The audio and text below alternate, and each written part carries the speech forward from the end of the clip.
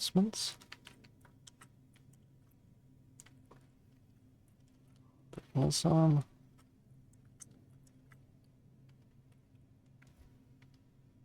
Announcements are out. Hi. I wonder how many people seen that one. Oh no, I'm tall. Tall now. I'm short. There you go. Hello. Hello, Relash. 86. Good people piling in. Caught the tail end of it. Greetings. Yes. We did another shenanigan at the beginning, right at the beginning, so like if you're there for the start, you've seen it. And if you haven't been, then it's a mystery. Hello, Griffin Phyllis. Hello. Welcome, everyone.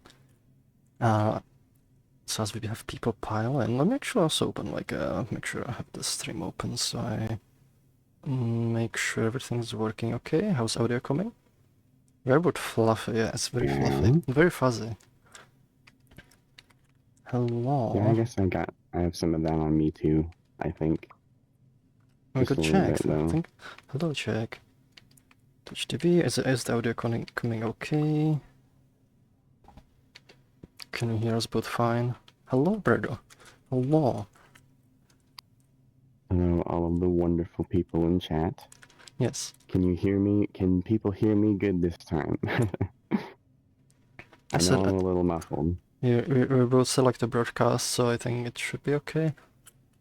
The audio levels are roughly the same. They're saying audio is good. Also, hello, the Anonymous. Yes, I guess we can start then. So it's okay, stream is running, announcements are out. So, let me also, hold on. Sorry.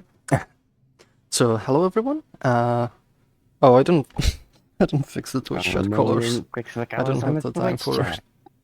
I don't have time for the small things. But anyway, we should. One thing I forgot, the auto question, because I saw a question mark, and I always forget to. I need to check it. How to pin. There we go. So hello everyone, and welcome to the 5th episode of the Resonance, which is a combination of my office hours and sort of like a podcast where you can ask us any questions about Resonite, whether it's technical questions, whether it's general questions about a platform, its philosophy, its past and its future. And, we'll be here to like answer your questions, but also like, we might kind of ramble about some things, discuss, how, this is kind of like how the platform is going, where is it going, and sort of, just give you like better like high-level view of like, what motivates us, what are our dreams, and visions for this platform. And also give you kind of like, technical kind of deep dives into some of the some of the systems that are being worked on or that are being planned. So with that, if you have any questions, make sure you end them with a question mark. It doesn't need to be, it doesn't need to be like right at the end of the sentence. You can put like extra stuff, but if you have a question mark in your message, it's gonna pop on our thing here. That way, we make sure like we don't miss it. So with that, like, let's get the questions, start coming in, and we'll start like, going. Why do you have antlers? I mean, it's festive. Like it's just kind of. I saw them in the Grand Oasis karaoke, and just gonna put them on my. Well, actually, I wasn't the one to put in my head. Somebody put them on me, and then I saved the avatar. I did put this nose on me and the hat. I mean, I just did a little bit. There we go. But it's festive. It's kind of interesting to like have something here. I see like white people like have antlers on their avatars, but these are these are just like they come off like these are fake. Then again, like I think some of the animals, I forget which ones. Some of them like shed their antlers, so like I guess like that doesn't make them necessarily fake. But like these are fake not because they come off, but because they're just glued on. I haven't grown these myself. Yes, I hope that answers the questions. Yes, that was asked by Relage86, by the way. Yes. The question is why you don't have antlers. Why don't I have antlers? There's like you're not in the festive mood at all. I guess my antlers are just they're just a little constipated, I guess. They're what? My antlers are a little constipated. They haven't come out yet. What? I don't. What? That's horrible. I, Um, it's kind of hard to so understand the word for me. It sounds like you're saying you're uh, constipated. I said my antlers are a little constipated. Oh, so you did say constip. Oh my god. I Yes, was I like, did. I swear I'm hearing constipated, but that feels like not the right word. I'm sorry, my mouth is like basically like full of cotton in this microphone. Uh, Um, Glavin asks, "What's with the popping bubble sound effect during these resonance streams?" Oh, that's the chat with the popping noise. oh, it makes weapon sounds. Hold on, I can maybe disable that. I don't have, like realize I have like usually Yeah. my yeah. There's how they call it All right. message sound. I'm Yeah. gonna turn it off. There we go. Okay, it's All right. gone. Cool. Sweet. So hello everyone. So that's pretty much well, we don't have any questions. Like that was a quick one. We answered two Yeah. All right. questions. Like I guess like it's a quick episode. Yeah. All right. Thanks No, for coming to the stream. Bye. yeah, it's just go stream by boys. No, like if you have any questions, make sure to keep them coming. But like if you don't, we're probably gonna start rambling about some stuff. I do actually have like one thing I kind of wanted to talk about and like draw like little diagrams. I don't know if I should do it right at the beginning, um, but We do have a question. I might do a little We bit have like two when we get questions. in. Um, Okay. oh, we actually have some more questions now. So Relash86 is asking, when was the last time you two played Minecraft? I I don't remember. It's been a while. I kind of want to like play it again, but like it's been ages. Mm, It's been a few Minecraft updates back, so there's like a lot of stuff in vanilla that I haven't seen yet. in terms of like when I last played Minecraft, it's probably been over a year. I don't really play Minecraft too much anymore. I've played it over and over and over again since like 2012. You see, that's kind of thing. I usually like play Minecraft for a bit, and I really like to play it in like VR, specifically with the Vive card mode, which is like excellent. Um, and then I don't play it for a while. They make several updates, and then I come into it again, and there's like a whole bunch of new stuff. I've actually been playing like a few. No, actually, I remember. Like a few months back, I've been playing Minecraft with Glitch, and we actually used the Aether mod, Oh, which has like been okay. updated. And I've played the mod like ages ago, and they've been like updating it. It actually works with VR, and it's kind of cool.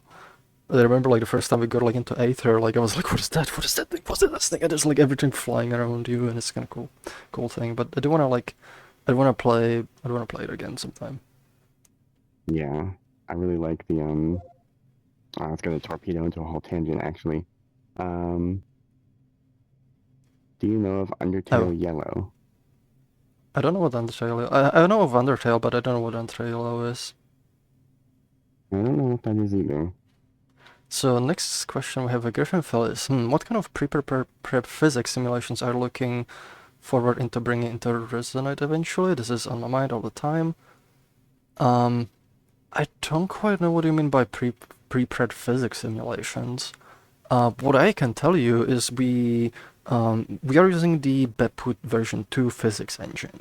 Right now, like, it's not full integrated. So, like, for example, you cannot do arbitrary rigid body simulation. You cannot, like, do like various constraints, like, springs, joints, stuff like that.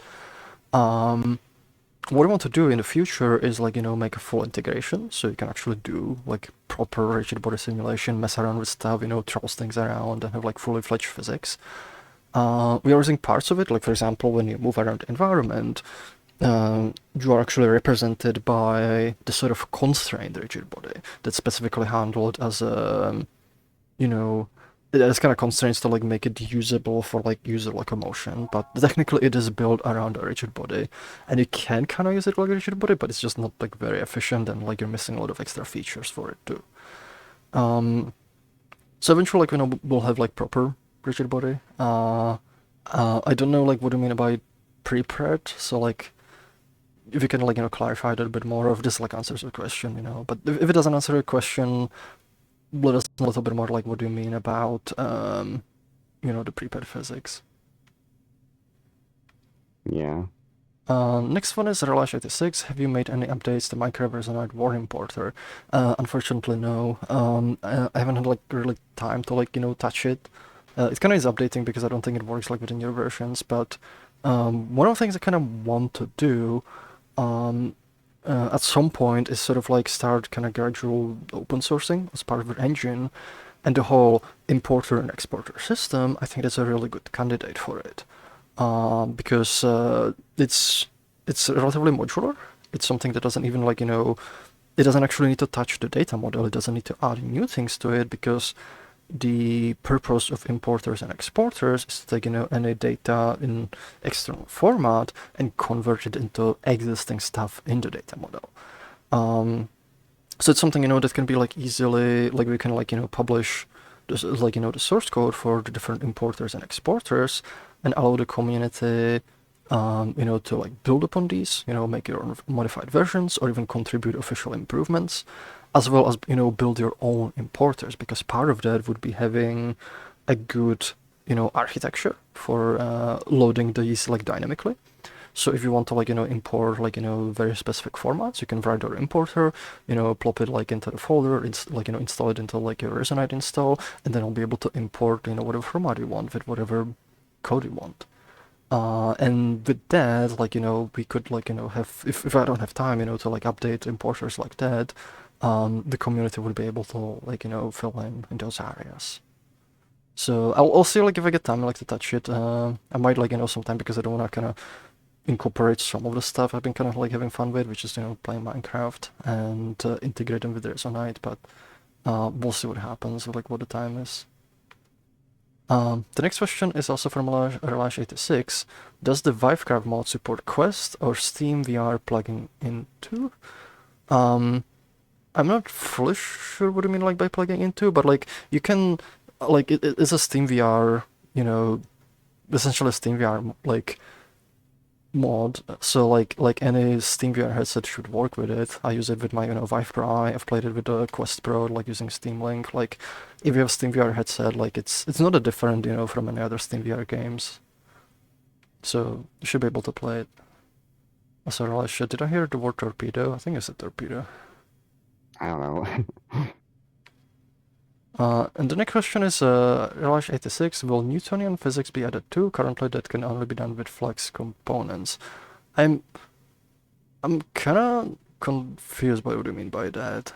Like I mentioned like earlier, we're gonna have like proper like rigid body physics, but you cannot do that one, with like components right now because like you can only do like the character like controller so on. So that's pretty much like what we plan on adding. I don't know like if what you're thinking is different from that. So if you can like kind of clarify that, like we can kind of answer that one better.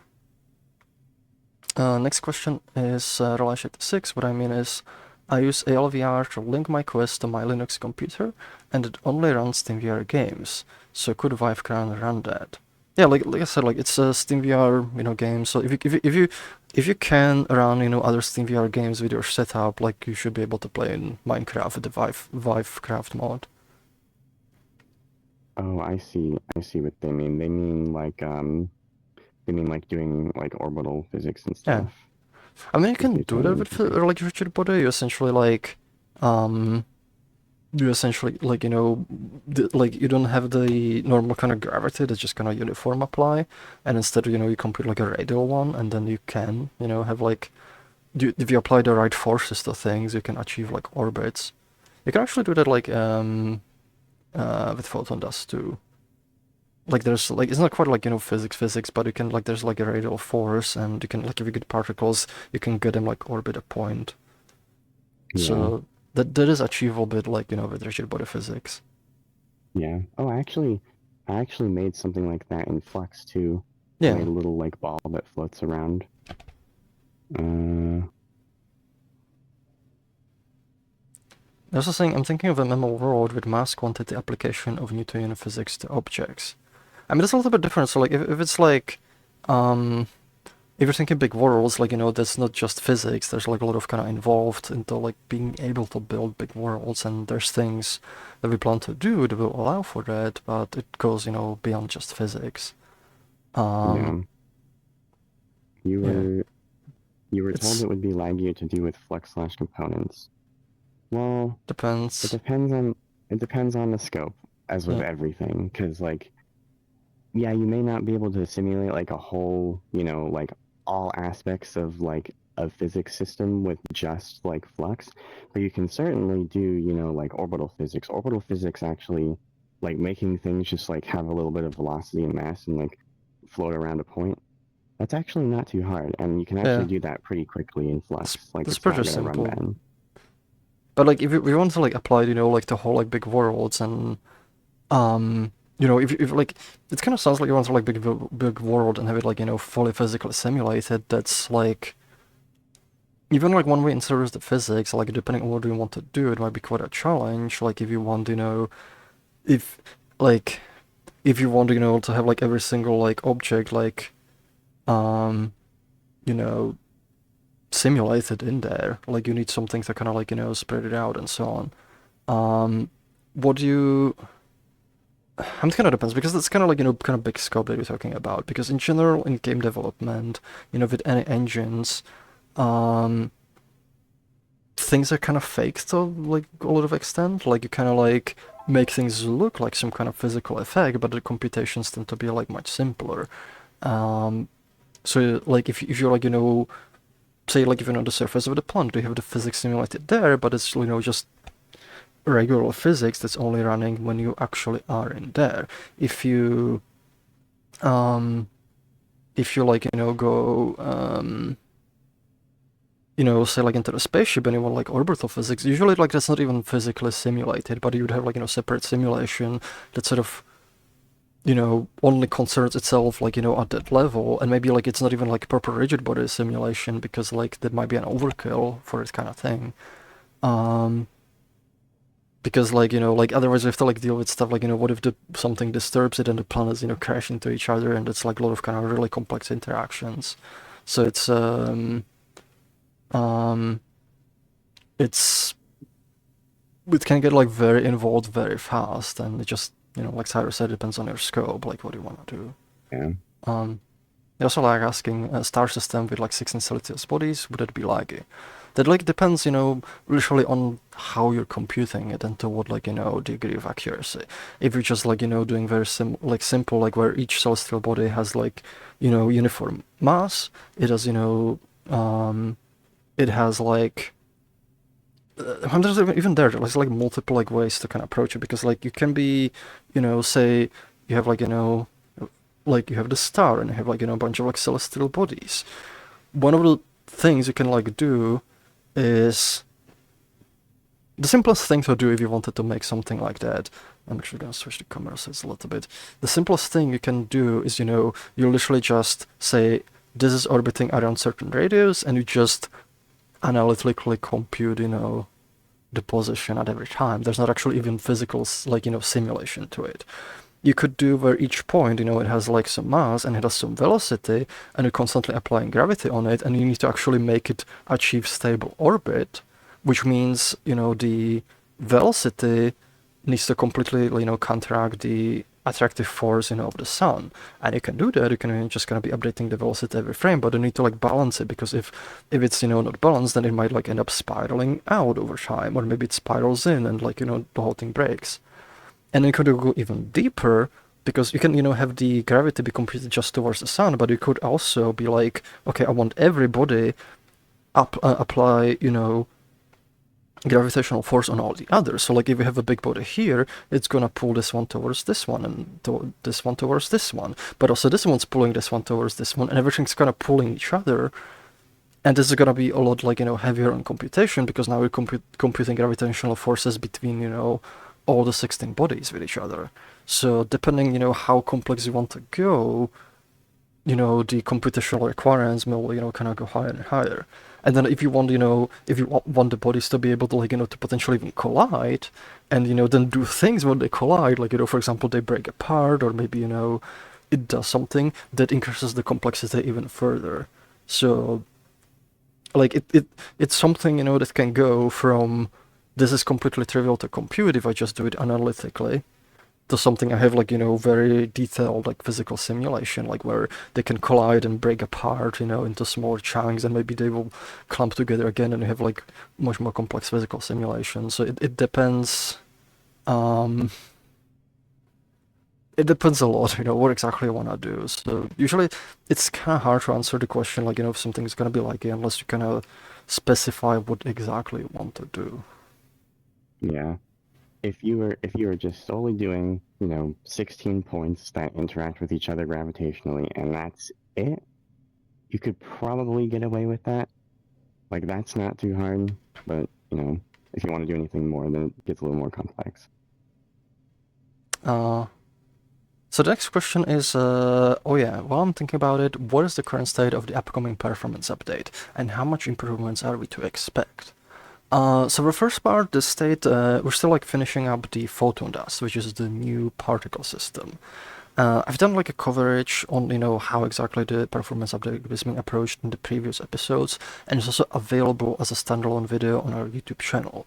So if you want more kind of in-depth understanding, I recommend watching that one. I don't want to like repeat it here, just for the sake of time. But the gist of it, we need to like move multiple systems fully to Froox engine. So we can then, disentangle them from Unity, and then we can pull Froox engine out into its own process running with net 9.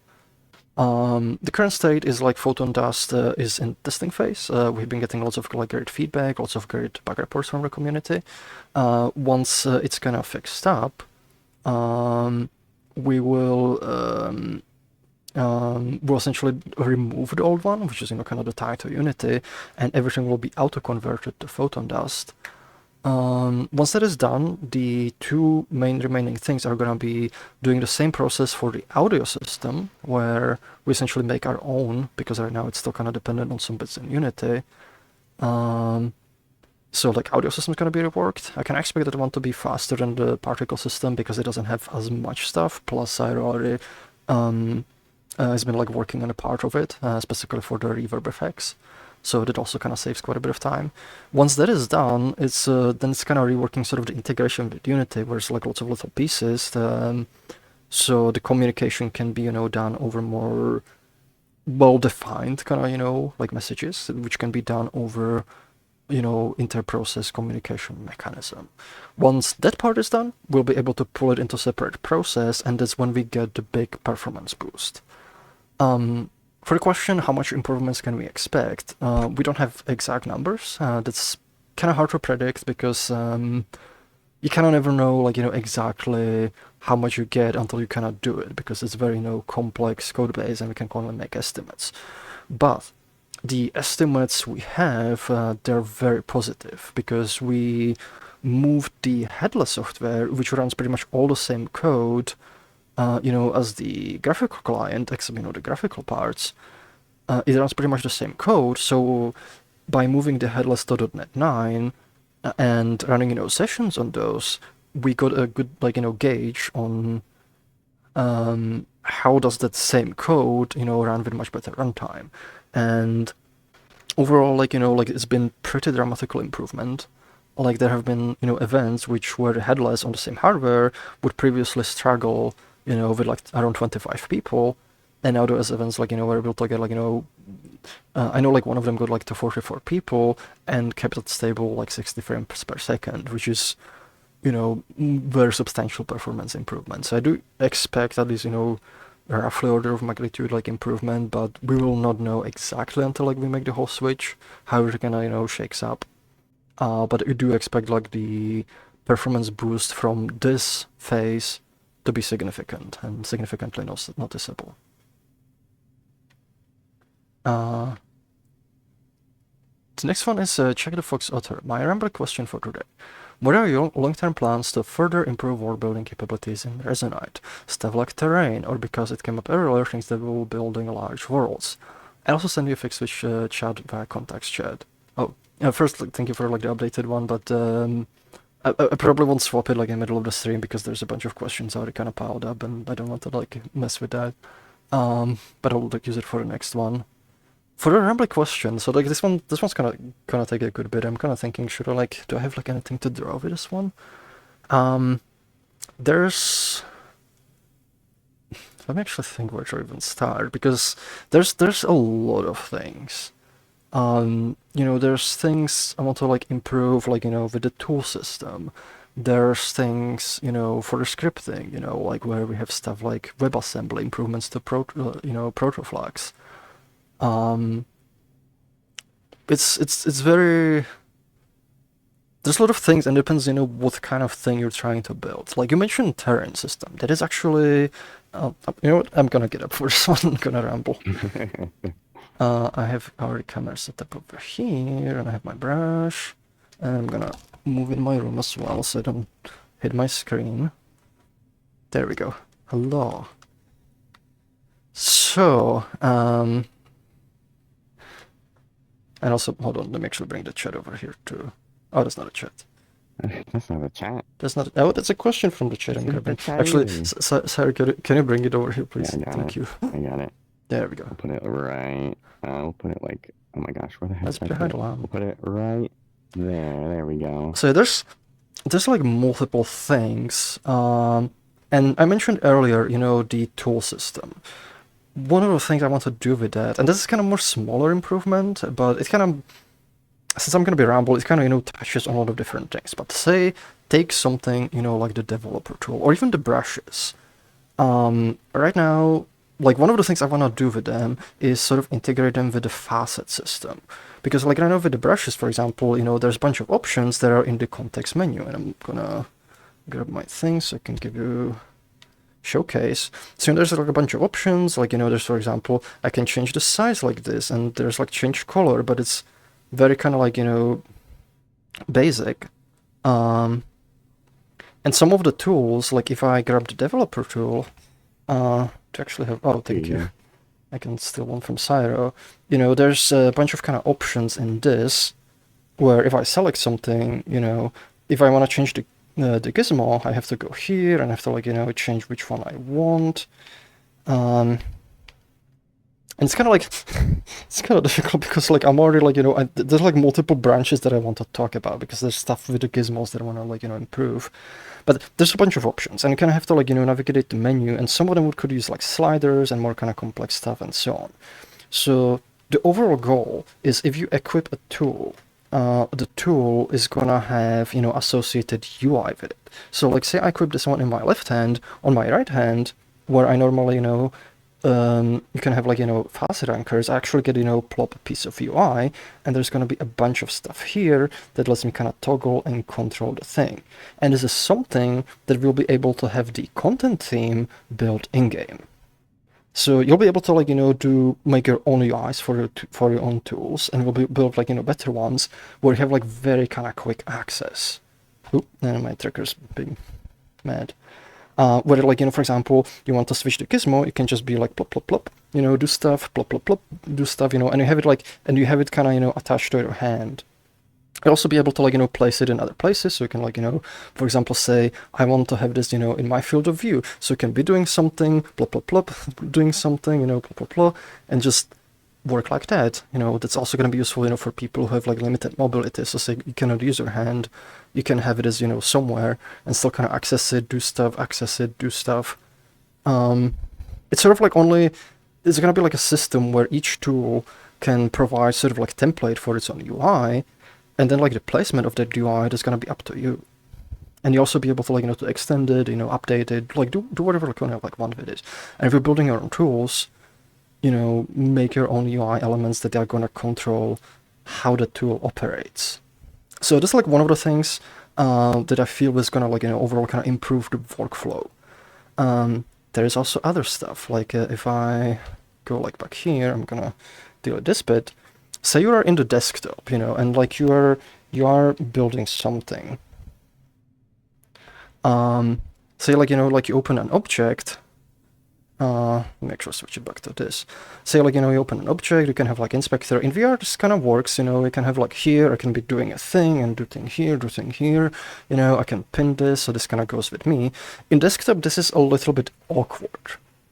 So one of the things I want to do there, just to kind of bring it more on par with typical editors that people use, is if you're in your desktop interface, let me get a little bit closer. If you're in your desktop interface and just kind of getting a Sith red, you can have your scene and you have your tool, you know, there's like doing stuff that you have equipped, and say you have like in a like a box or something, and you're like kind of editing it, you know, and there's like gizmo for like, you know, moving it around. With a first person kind of view, this is kind of like, you know, a bit like awkward sometimes. And we have already few modes where you can like, you know, you can like UI focus or you can focus on it, but I want to make it easier so you can just, you know, hold a key or press a key and you free up your cursor and you can, you know, just hover over this gizmo and operate it the way like you would in a normal editor. But another thing that I think is going to be very powerful, specifically for desktop, is if you open an inspector, you know, that inspector is just somewhere in the world. And you have like, you know, a bunch of stuff, and you can UI focus on it, but like, you know, that's still kind of painful because you have to UI focus on it, unfocus back on your object, UI focus on it. You kind of like, you know, you can only have like one thing at a time. So the most powerful thing that I think is going to be added for the desktop mode at some point is where if you have the inspector UI somewhere, you're either going to hold a key or press a button on it, and you're essentially going to pin it to the screen. So there's actually this UI that is in world, it's gonna be, you know, pinned and just kind of projected like this. And you're still gonna have like your view here. So, you know, you have like your tool, you have your stuff, but you can hover with the mouse and you can like, you know, do stuff here and then go back here and operate here. And you'll be able to like, you know, do it in a similar fashion that like, you know, it works, for example, in Blender or Unity, where you can create like, you know, additional windows. Maybe you can, you know, actually pin multiple things and have like, you know, tabs here and can switch between them. Or maybe, you know, you subdivide this even further. So like you create like, you know, you split your views. So you have like, you know, maybe your main one and, you know, so this is still like, you know, your main view and have like, you know, stuff here. But then like also like, you know, maybe you have additional camera views where you can, you know, see it like aligned, you know, from different angles. So maybe this is, you know, forward one, and maybe like this one is like bird's eye view, you know, whatever you kind of want.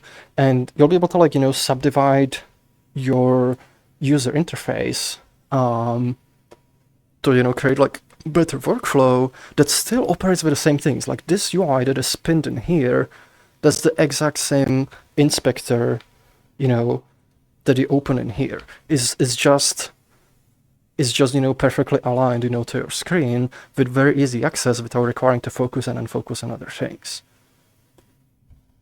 So kind of like Blender then almost. Yeah. That's what I was mentioning. Like it's kind of like Blender.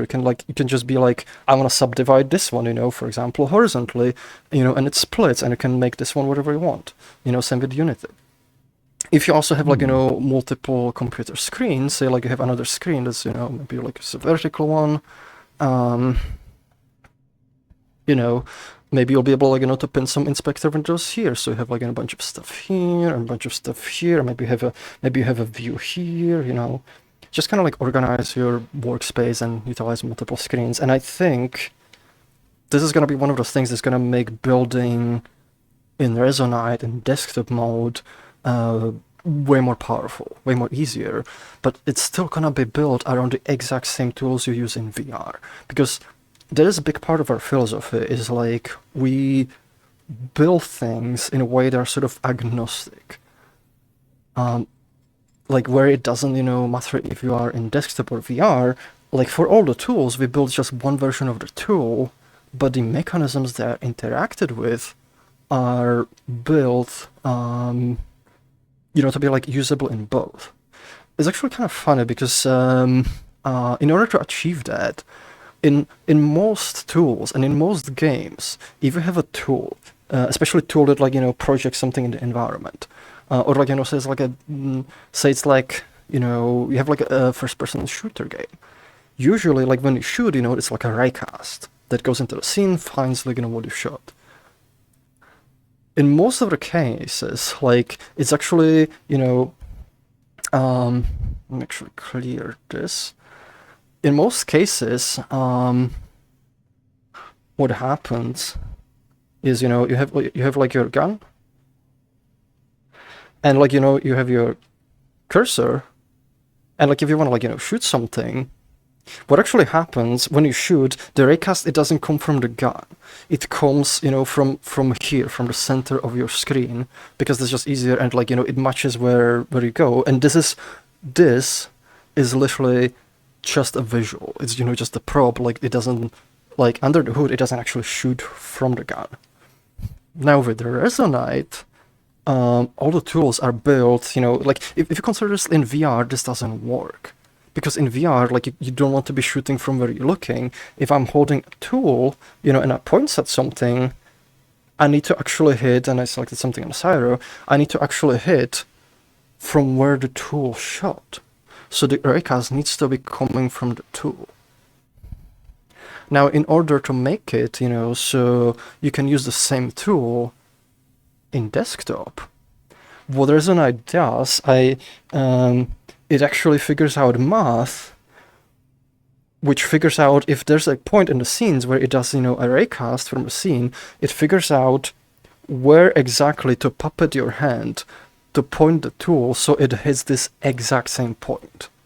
And in order to do that, I had to actually figure out like a piece of math that, like, I kept searching and I couldn't find it anywhere.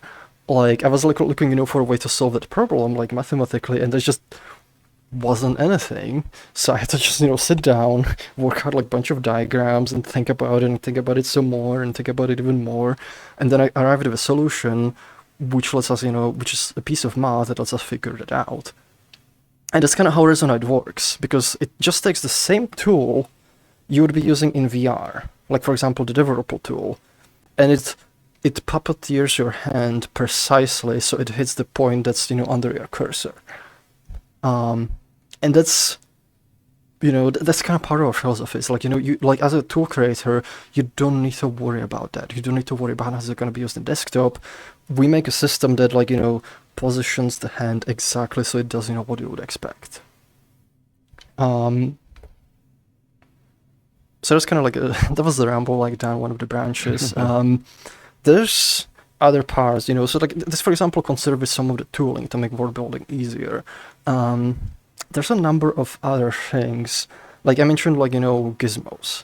When I open a gizmo, right now, actually, sorry, hold on, let me give you, let's do a quick demonstration. So you get one, I get one, say, you know, I'm just gonna make something, and so I make something too, and you select it, you know, and just select it, and you select your own. And make sure, like, you know, it's visible on the camera too. You see, there's like two gizmos, and I want to, like, I now want to deselect mine. You know, I'm gonna do deselect. It deselects both of them, because right now the selection system, it doesn't actually have proper selection system. The tool, each tool individually kind of tries what it just selected, and it kind of doesn't communicate with anything else. So if we want to deselect all, it just has to kind of brute force deselect everything, and that kind of gets difficult. You also cannot do things, because one of the things you can do, you know, in editors like Unity, you can select multiple objects, and you can kind of do that. Like, I can switch this to, like, actually, where's the option? Multi-select. I don't even use it often. There we go, multi. You can select, like, multiple things, but they're, like, each their own individual selection, because, like, there's no communication between these two selections. But in Unity, you can select two objects, and it actually gives you gizmo that's, like, you know, in the middle of both. So I could, for example, select two objects and then rotate them, you know, around their shared axis, or can, like, you know, move multiple objects all at once. What that requires, though, is, you know, for some system to communicate what your selection is.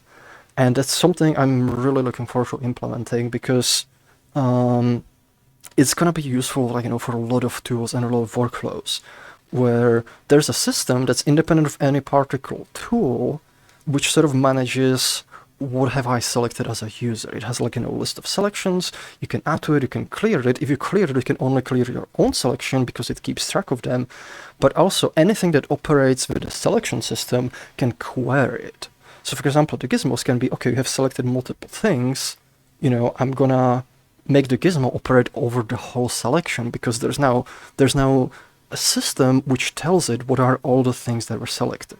You'll also be able to, like, you know, use it to integrate it into other tools. For example, you know, one of the tools we have, the glue tool allows you to bake things, but you kind of have to, like, you know, organize them in a hierarchy.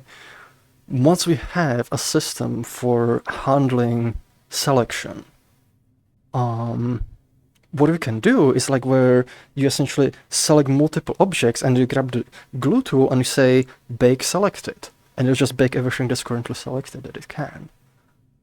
So it's gonna be another of those systems that I feel is gonna improve, workflow like significantly. Both like on desktop, both in VR, and it's gonna open up like it's gonna add like this kind of shared system that like a lot of other tools wouldn't benefit from, and gonna get integrated inside the things. There's also like another things like there's like stuff like snapping, which is another thing that's gonna be improved, like because you can technically snap things. You can like select like where you wanna snap something, but it's also like kind of limited, right now. So just having that system is gonna make it easier to implement a lot more kind of operations where instead of these things being very isolated, they're going to be able to interact with each other, and we can build tools that kind of interact with multiple things much easier. So this another tree of the ramble, going into the gizmo stuff.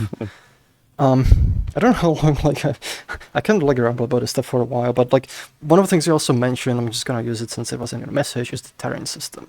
There's actually another thing I'm really looking forward to implementing, because it's going to be one of those components that lets you build really big worlds, but also like one of the things I feel is going to be very fun to play with, because you can just generate like these big terrains. And the way I want us to approach terrain system is actually going to be built around protoflux. So instead of like the system sort of like being baked and very like specific, the way it's gonna work is you're essentially gonna build your own terrain, like how the terrain should work. You build it out of nodes. So for example, say at the beginning you can have some input data. And this could be anything. This could be, say this could be like a height map, so have like some kind of like texture, that's like a height map. It's a very like, simple form of terrain. Height map. And then what you do is you can, you have like nodes that turn the inputs into some sort of like, visual representation or physical representation, like geometry. So you can have like, one that just takes a height map, and it just, generates like kind of like chunk geometry out of it. And you plug this in, and this is gonna drive your terrain system. So this could be, just kind of like flat terrain, and it's gonna do stuff like, where some of the nodes you can specify this can be a grid of height maps. And this will handle stuff for you like, like LOD, where as you move around, it's gonna generate more detailed geometry. But you'll be able to like, do more complex stuff like this. Say you want, you want to like have also a splat map. So like, maybe have like a splat map, and this goes into this to give different textures. And maybe, you want to do some extra like vertex processing for certain types of terrain. So like, for example, if it's like, if the splat map indicates these are rocks, maybe you want some algorithm that says, apply this texture, apply this texture and perturb like, the geometry, so it's gonna, more rough, and, this will plug into this. So you'll be able to kind of like, build out a system you want, and like, build out the data structure you want, and it's gonna handle all of the kind of complexities for you, like, like the terrain being infinite and so on. What it's also gonna do is you'll be able to like, swap out the data sources. For example, instead of like height map, maybe, it's gonna be voxel maps. So like, we have like,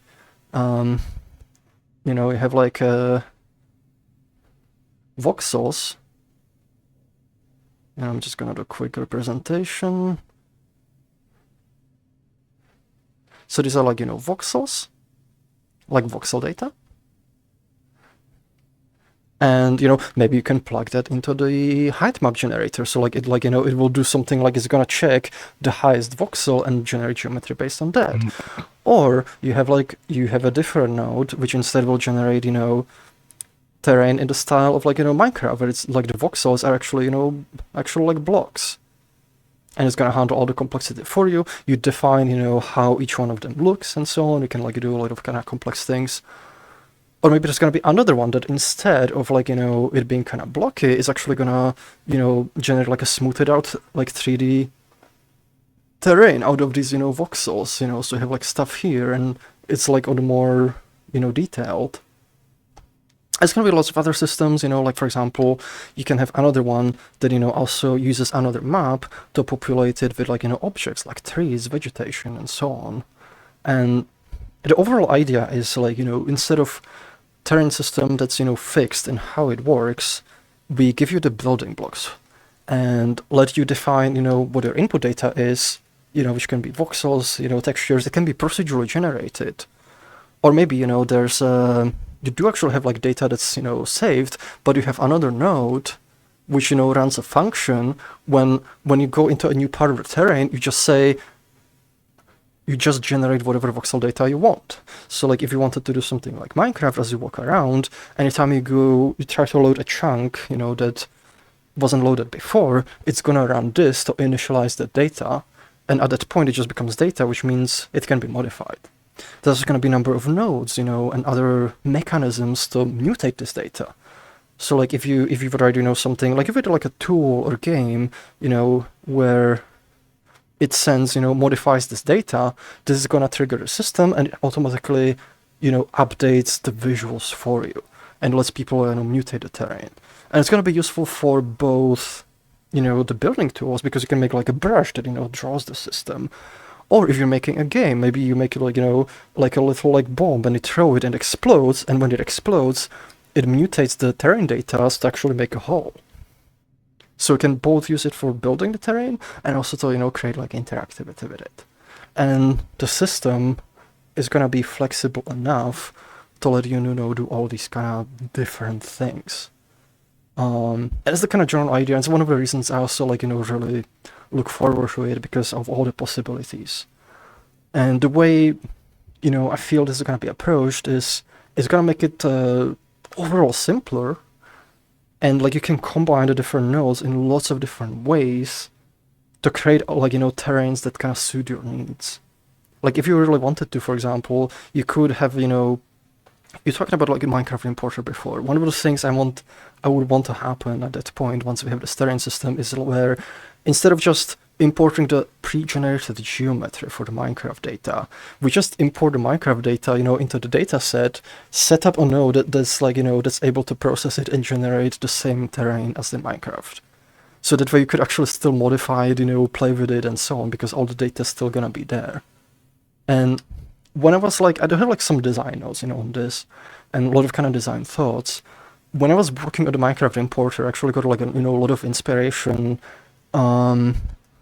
based on that, because I was poking around Minecraft substrate format, and it's kind of structured in a really interesting way where, like, if you in Minecraft, you have like chunks, and the chunks are very vertical, and they also kind of like split into these vertical kind of segments. And what the substrate format does, it encodes each one of these kind of separately, but it computes like a palette. So like if you're here, there's mostly like gonna be bedrock, and it's gonna be some stone blocks. So for this chunk, maybe the palette is bedrock, and well, now it's kind of deep slate, so I'm just gonna go deep slate, and maybe there's some. Actually, forget, are diamonds at this level in Minecraft? I don't know. I mean, let's say a redstone. I don't know, redstone or. So it has like a palette, and it can be like on a tree, and there's also obviously air, like empty.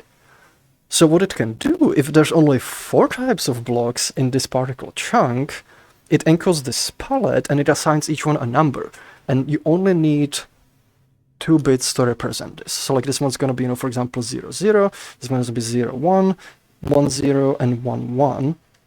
And then to encode all the data in the chunk, each block in the chunk is just 2 bits.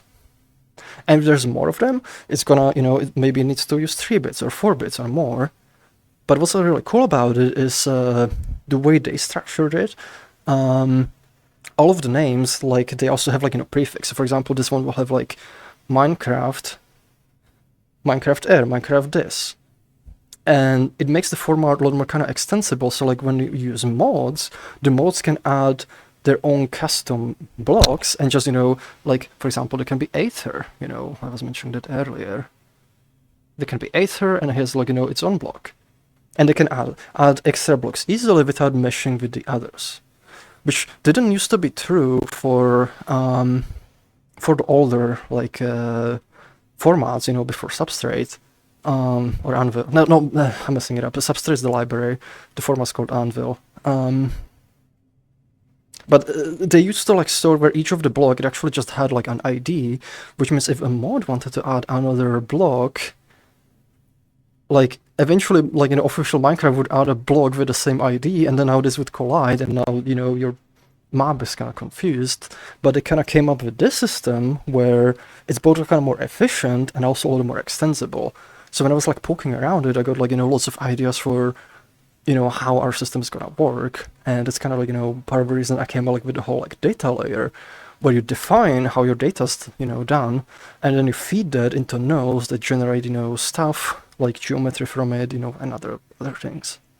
So there's a lot of stuff with this. I think I rambled about the Terran system in particle quite a bit, but overall I think this is gonna be really powerful and a really fun system, just to kind of play with and mess around and so on. So that's one of those things I'm really looking forward to implementing, and it's gonna be built around Photon, not Photonist, Protoflax. I was probably gonna be some Photonist integrations too, but you'll be able to like use a lot of the same kind of logic to like go down to the level where we can also say how individual how are individual vertices of the terrain like modified. There's lots of other things too. So like probably the last one. I don't want this ramble to go like for much longer because I've been going for a bit.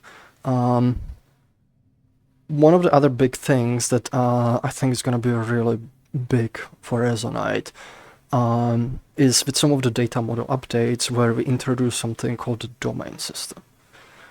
So right now in Resonite, we are in a single world. And this world is like it's like its own self-contained thing. It's like its own session. What it makes harder is if you want to build really big worlds, worlds where you can travel between them like physically. So what is gonna happen is that each world it's gonna become something called a domain, and the domain it can be just the world. It can be just like it is right now, but we're going to add a mechanism where you can have multiple domains, essentially multiple kind of sessions loaded with mechanisms for them to like interact with each other. So for example, say like, we are, in this session, and this is, there's a session, there's like stuff, there's like people, they have like objects and so on. And this is its own session as it is now, like that's me, that's Cyro, because I'm taller. There's like the cubes we have created. What you'll be able to do is say this is like session A, session A. You'll be able to like make another session, that's not normally would be completely separate, and there's like some other people here and they have all their own stuff. They have spheres, and this is session 1. This is session 1. You'll be like, if these two sessions communicate, you'll be able to say these sessions are actually physically next to each other. And I'm just gonna redraw. And there's more people, and they have these spheres and maybe a triangle. So these are physically next to each other. So if we are in this session, we can we can see this one, and if we just go and walk. Oh, this is all too good. No. Let's say there's a third person, and the person just walks over here. It's gonna seamlessly transition them to the other session. Same way like people in this session, they can see this session. So able to like kind of put them like kind of next to each other, and you can put another one here. You could make a grid system if you want to, but kind of similar like to Second Life, where you can kind of travel between multiple grids. But the whole idea is like you'll be able to make sessions. You can make them relate to each other in any way you want. It doesn't have to be in a grid. There's gonna be like a system to kind of do it. So what we could do instead is, instead of the session being right next to this one, maybe say like, you know, there's like a little table on this one. Oh, this is all together. Say there's a like little desk, and there's, you know, this tiny house on it. And in Resonite, you know, you can scale down, and if you scale down and go here, this little house on this desk is actually a whole other session. You know, and this is session, let's say session house. So you can actually travel into the session, which has, you know, its own stuff. You know, there's like furniture, you know, and there's stuff, and there's people, you know, and there's like other things. This is all contained within this house, and this session is actually just shrunk down, like, you know, within this. So there's an entire world in this house that you can enter by shrinking down and going in there. And you essentially just say, you know, this session, which is designed to be, you know, part of the house, is like, you know, is like this big and this, like, you know, and positioned like to this object in this other session. And this isn't going to, you know, handle the transitions for you. And this works, you know, the other way. Say, you know, here we build like, you know, some kind of mechanism like a spaceship, you know, we build like, I can do like nice spaceship real quick. We build like, you know, this little like thing, and we fly out. This kind of looks like a weird fish. We fly out. This session is actually part of like a much bigger session, which, you know, maybe has the entire planet, and we can, you know, fly around. And, you know, this thing is its own session, which has, you know, lots of little sessions in there that you can kind of go into. So you can, like, you know, you can travel kind of between scales and kind of achieve, you know, almost like infinite universe. And, you know, and maybe like this goes even further, maybe like, you know, the whole galaxy, you know, there's a whole galaxy where some bits, you know, there are like the solar systems are their own sessions, so you can, you know, travel that way. And this session, you know, just it has some kind of galaxy visual and some things that like tie it into its own like subsessions, which then have their own subsessions, and you can like go as deep, you know, as you want, and construct like really physically big and complex kind of worlds. And that's gonna be, you know, like the whole kind of domain system. And I think that's gonna like be allowed to build like, you know, way bigger things that we can do right now. There's also another thing, because one mechanism I want to have for this is for sessions to also travel into other sessions. Or I shouldn't say sessions, but domains. So say this spaceship that we built, that's actually its own, you know, session or its own domain. This session, like, you know, rocket. So we enter this one, and then we travel, and we actually leave this session, and, you know, it travels into another one. We arrive into some other session. You know, there's like some people here, and we arrive here. You know, I'm sick of drawing this. We arrive here in the session, and we step out. We actually like, you know, are now also in this session.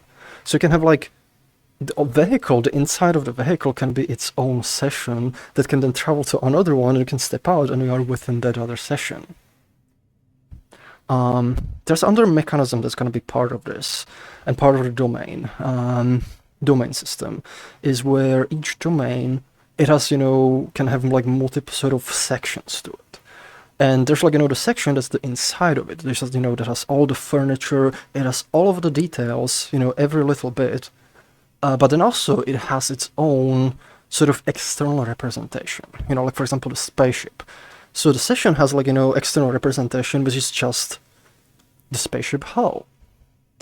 So when this session enters another one, it doesn't like everyone in this session doesn't actually need to load inside of this. They only see its external representation to other users, which is, you know, much simplified, so it doesn't take too much performance. And it's only, you know, if they stepped inside, they would actually load it. So this kind of system, it's sort of like LOD for the entire, like, you know, kind of regions. And this will work, you know, regardless of whether, you know, it's a session that kind of moves from each other, or if it's like, you know, a chunk-based system, if you have like, or grid-based system. Because like if you have a grid, like you can load grids, chunks that are like, you know, really far away, and they, instead of like, you know, loading the whole thing, they have like their own kind of LOD representation that you see if you see them from distance, and it loads the more detailed one once you kind of get close. So this, I believe, like, is gonna be like kind of one of the game changer mechanisms for Resonite once we're able to kind of work on this one, because it's gonna turn, like, the platform from being able to build just, individual worlds, which you'll still be able to do. If you really want to just individual worlds, nothing forces you into the system. You can have just isolated session, isolated domain, don't allow any others in. But it's gonna provide a tool to build things that are, like, much bigger, where you can, like, travel to other planets. You can travel, to microscopic levels. You can have multiple people go, into a TARDIS or spaceship and fly somewhere else, and then, like, arrive at some other session and, like, step out and talk with people there. It's gonna open up, like, a lot more possibilities on how people interact on Resonite and how they interact on this platform. And it's gonna open up more possibilities for the kinds of experiences you can build in here and make them kind of more connected. Like, even if you take, displays, I'm gonna switch the camera. If you take displays, let me actually go some POV. You see, we're kind of like in the sky, and there's like an island over there. And right now, that is fake. Like, if I actually go into it, if I go no clip, and I fly to this, you see this is fake. It's just a billboard. And this is, like, very typical for small worlds, but, like, if you actually go, into things, like, it just it breaks the immersion. It's okay if I look at it from distance, but, like, once I fly over there and see it's fake, it kind of breaks it. With this system, that island over there, it can actually be on session, and if I fly over it, it's gonna load it and I can talk with the people that are there. With a system that's handling, the external representation, some of the stuff that's actually happening on the island can be, maybe it's gonna, like, periodically render a new preview. So if somebody spawns something big, on the island, it ends up in the preview, and I can see it from distance. I probably want to be like to see it, like, moving fully in real time, but I'll get some idea what's going on the island. With mechanisms to also communicate between the domains, there can be stuff like, for example, the time of the day that we have right here. That can sort of be like a meta domain that kind of covers multiple domains. It's sort of like a layer that's around all of them, and that doesn't, like, really contain much on itself, but it kind of has, some shared information for all of these. So, like, no matter which one you are in, there's some basic stuff. Like, maybe there's, I mean, it wouldn't make sense for time of the day since there's, like, galaxy, but, like, say there's, some kind of global announcement thing. So this is, part of the meta domain, and this can communicate with every single one of these. So, like, any of these can, send a signal to this, and it's gonna go to all of these. So no matter where you are, that can trigger things to happen. However, like, we kind of want to script them. So I think this is probably a good point to kind of stop this big ramble, because, like, I can go kind of deep, but I did want to cover this one. This is, like, one of the ideas I'm, like, really excited for. It's actually also ties, into the things I was talking earlier with the terrain system, because terrain system, it might not even be contained in an individual session. That can be, part of the sort of meta session, where if you're walking multiple chunks, the terrain system is actually being handled by the meta session, where, like, where the terrain system itself has its own, like, chunk system, and it's kind of handling that. Or maybe there actually is terrain system in each individual chunk, but there's gonna be mechanisms for, for them to communicate. Because you need it for other things too. Like, if you have, like, some cubes with physics and you want them to transfer from one to the other, they need a mechanism to kind of communicate between the domains. So there's a lot of kind of, like, possibilities. A lot of things are going to be also figured out, but this is the general gist of the, like, the big plan of, like, where we want to take Resonite in the future, and to be able to build worlds, like, way bigger than you can do anywhere else. So thank you very much, for the question. I think I rambled for a good amount. Like, we should probably start getting to some other questions, but at least, I got my ramble, for this episode of Resonite out of the way, which means the one I was planning I might leave for another time. So thank you very much, Jack the Fox Author, and thank you very much for listening. I'll probably split this one into multiple videos on each of the sections, so just so it's not too long. Very cool. But yeah, I hope that answers the question. That answers the question, to the fullest. Let's see. Gonna move the camera back here. Oh, we need to break the chat back. Whoop. I hope like the next question isn't another like rambly one, because like I'm gonna sit down and be like, oh, I need to get back up. But I glanced at it and I don't think it's gonna be that. So I think we're good to. I think we're good to sit down for a bit. Adjust. There we go. Oh, that's kind of weird view. There we go. Oh, that's the good view. Okay. So, I am bad at names K. Oh, excuse me.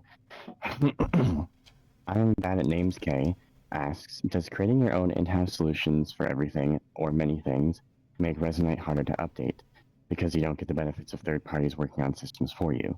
Oh, it actually does the opposite. Usually when we build our own in-house system, it happens because like I feel like we got like a reputation a little bit like we like to do like our own in-house systems, but usually my first instinct is to do the opposite. I want to look for a library or something that we can use that's gonna save us a lot of work. A lot of the things that we do at Resonite, like we end up like reaching a point where using a third-party solution doesn't quite fit our needs. It's like it essentially reaches a point like where like it's like we kind of have to more deal with the issues of the library just to kind of progress, and that's what ends up slowing the updates, because it kind of puts roadblocks. And making our own in-house system lets us design one that is like a perfect fit for what we're trying to do. And because with Resonite, we're trying to do things that a lot of other platforms are not. It ends up like requiring a lot of kind of like in-house solutions, because we need like sort of unprecedented level of control over those systems so we can achieve our goals and make it fit with the rest of our architecture. But yeah, like it kind of depends. But all of the systems that we have kind of in-house solution for, there's a justification for that. Like there's been something that made it necessary to have that system, because given a choice, I will like for example with Beppu. Beppu, that's a physics engine, is excellent. It's a big project. We wouldn't want to do that one on our own. And the way Beppu physics is written, it's very kind of low level kind of physics engines, which means like you kind of get to like adapt and integrate it in a way that suits your project. And I really appreciate like that kind of thing. And it's one of those things where I don't see us ever like making our own, at least like not in the foreseeable future. And we'll very likely kind of continue utilizing that one. There are actually cases even with that one where it makes things hard to update, because right now what Beppu has done, a while back they actually moved to initially Net 5, I forget which version it's on right now, but it essentially requires the more net runtime, because they wanted to use some of the new high performance features of it. And because of that, we can't use the upstream versions anymore, and we have our own modifications, our own fork. And I actually had to spend time backporting some of the updates they did back to like something that works with Net framework. So it actually made like there's already harder to update because of that. And it's one of the reasons we want to move to .NET 9, so we can actually sync up with the latest version and make it easier to update. But oftentimes there's going to be something like that. The library does something that doesn't fit well with what we're doing, and it adds additional work. We have a system, that is built specifically for our purpose, that usually makes things smoother. So the main thing is, how much effort is making that custom system and maintaining it. And usually when the maintenance burden of like third-party library crosses over the maintenance burden of in-house solution, that's when we decide like we're gonna make the switch, we're gonna make our own in-house. We got some questions. Relage 86, improvements to protoflags. Yes, there's a number of them. I actually did talk, there's another standalone video on our YouTube channel, which talks about, future improvements to protoflex. Just in short, there's going to be stuff like nested nodes, so you can define your own functions. You can define interfaces, so it like interacts better with lots of other systems as well. There's also going to be DSP, so like you can, process audio, meshes, textures, do stuff like procedurally, do like various kind of like processing like that. So there's a lot of improvements to protoflex that we want to do as well. I do recommend watching the video on our YouTube channel. It's called something like Future of Scripting, with protoflex or something like that. So give that one a watch if you want to know more.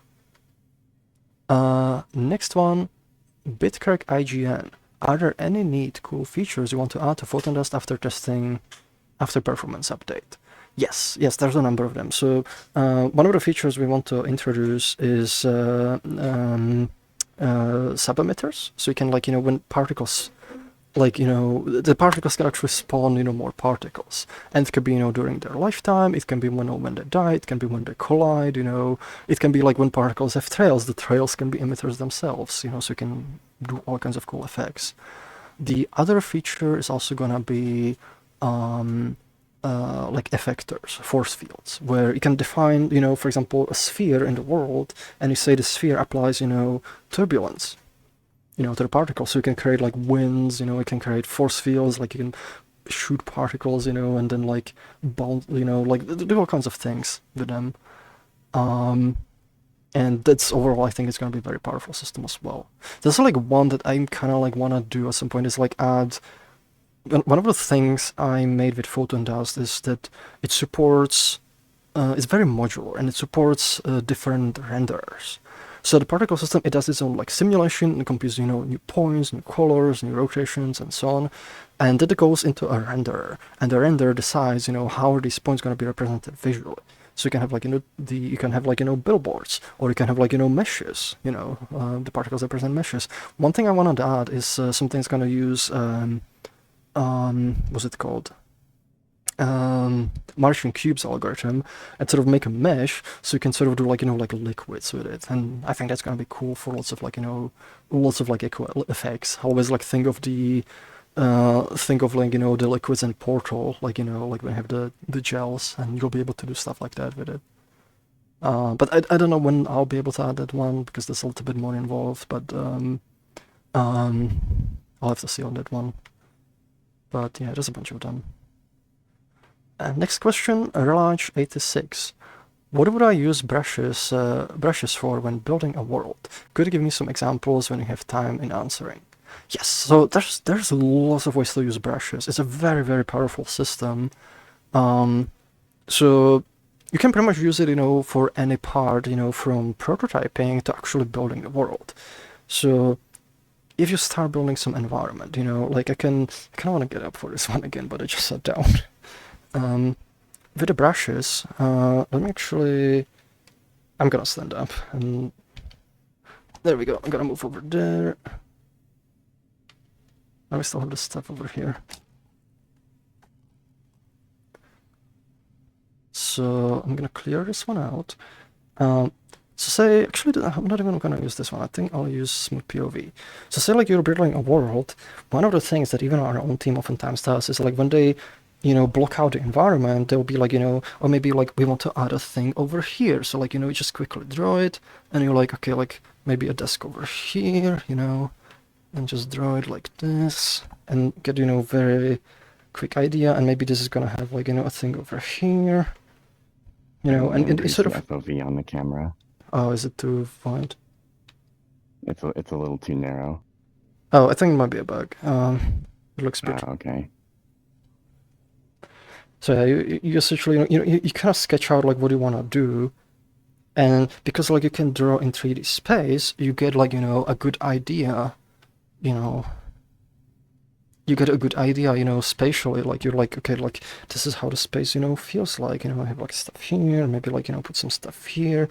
So the brushes, they're a really good tool, for initial kind of blocking out and prototyping. And of course, like, once you're kind of done, all this goes away, you make models, but you can use it to quickly sketch a place. You can do the same thing if if you scale. So if I go to scaling mode, I go to no clip, I can scale myself up. So the whole thing is, and you could do, you can do this kind of stuff, you know, on bigger levels. So it'll be, for example, I'm gonna add a door here. There's gonna be stuff here. You know, maybe I want to add platform here. And it's gonna be like this. You know, and this goes here. You know, and it's gonna be like a, maybe I want to add like a tower here. You know, there's gonna be like a thing, and it's gonna go down here. And the Caesar is already going through there, which is also another cool thing. Is, you know, we can do this kind of stuff collaboratively. And maybe, you know, I want to add like, you know, some kind of arch over here, you know, that like has things, you know. Or maybe I want like, you know, I want another island over here. So there's going to be island, you know, there's going to be tree. And you can sketch it out when you scaled up, and, you know, you scale down. And then you kind of like, you know, get a feeling for like, you know, this is what it's going to feel like. This is how big it's going to be. You know, and I've literally just kind of sketched this, and, you know, just going to be a thing over there. You get much better idea of like what you want to build before you build it. And it literally took me less than a minute to sketch all of this. So that's one of the like, you know, big kind of benefits for the brush system. But there's even more. So let me go back inside. Say you actually want to build more environments. Say like you have like stuff like this with plants. So what I'll do, and let me enable private UI. So I'm in the Resonite Essentials, tools, brushes. There's a bunch of them. There's some cool ones if I go plant brushes. Because the brushes, they're like, you know, fully scriptable and fully configurable. You know, you can pretty much make them do whatever you want. And we've made a bunch of them for you, you know, for a lot of kind of common tasks. So say like I actually want to add, you know, some grass over here. I can literally just go and be like, you know, a little bit grass over here, you know, maybe I want some over here, and we just draw it, you know, add a little here. So you can use them as actually, you know, part of the environment. You can like build something. I think actually these things, like Ages, he made like a tool that literally like draws these. So like a lot of the plants, a lot of the stuff you see in Resonite and that you see in the Cloud Home, that was built with these same tools. So, you know, there's another one. So this, for example, you know, a billboard brush, but we also have rock brushes. So say like, you know, you want to add some rocks around. I can literally just be like, you know, and there's a little rock here. And maybe, you know, I want like one that's kind of covering these plants. So I'm just gonna draw one here. I'm gonna cover this plant, which, there we go. And then I'll add like, you know, smaller one here, another one here. You can like, if you want, you can build entire walls out of this one. I can do the same thing, you know, if I go back outside, and I will scale myself up. And actually, Cider, can I have can you grab the tool for making things collidable, like player collidable? What I'll do, I'll draw, you know, some rocks, and say like I want, you know, something to kind of bridge this thing. So I'll go here, and I'll just, you know, draw like a little rock here, and can you make it collidable? There we go. And you see Cyro immediately is able to hop on that one, and I'll draw another one for him here. And he makes it collidable and falls. Well, I'll give you another one. You also probably want to make these so they're not grabbable anymore. Oh yeah, something else. We get that one. Okay, I need to do that one, and then I'll give you another one here, another one here. This one's actually kind of bad. It's gonna. I'll do this. Okay. And you see he's like little, like small, and I can like watch him, you know, go through the terrain I just made. And you see now it's easy to get here. And I literally just drew this, you know, with the brush. And I can do the same thing. I can scale down and go into third person.